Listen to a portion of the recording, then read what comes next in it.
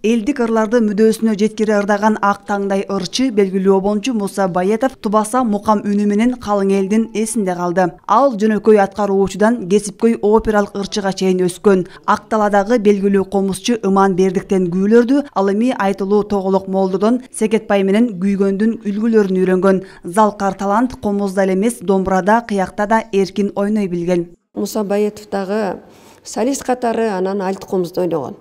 Ошол учурларда Шубин музыкалык грамота менен тааныштырган, музыкалык сабат менен да. Анан кыска мөөнөттүн учурунда Муса Баятов билип алган ошолордун баарын. Ошол дагы чыгармачылыгында чоң роль ойногон. Белгилүү обончунун 120 жылдыгына карата улуттук обондордун оңгу кайрыктары кайда аталышындагы илимий практикалык конференция өттү. Анда Муса Баятовдун чыгармачылыгы, басып өткөн өрнөктүү өмүр жолу жана азыркы учурда обончунун элдик ырга айланган кайрыктарынын бузулуп аткарылышы, эски ырларды кайрадан кайтарып келүү тууралуу баяндамалар жасалды. Чыгыш музыкаларынан түрк болобу, кайсы бир Ирандын музыкасынан болобу, орусту, американын баардыгын кол салып, ошону аралаштырып, оон орустун баарын буздук да. Анан ошон үчүн илимий жактан карап көрүш керек деген маселе койду да. Мына бүгүнкү конференциянын негизги максаты ошол.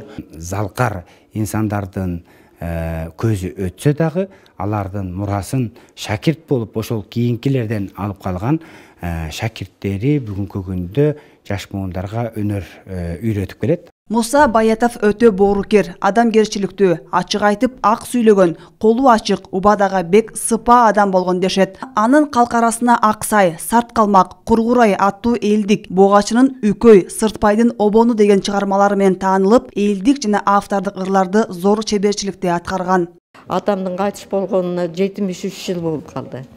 Анан эмдигиче өкмөт да унутпайт, эл да унутпайт. Атамдын ырын ырдап атышат ошол ырчы балдардын келечеги, ошо атабыздай келечектери кең болуп, улуу таланттуу ырчылардан болушсун деп тилейм.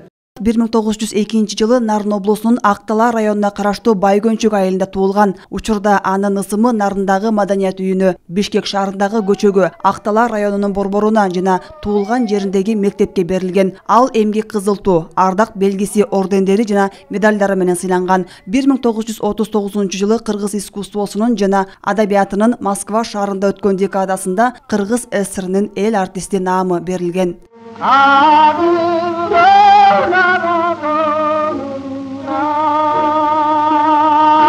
Айжамал Болот кызы, Чыңгыз Жумагулов, Ала Тоо 24.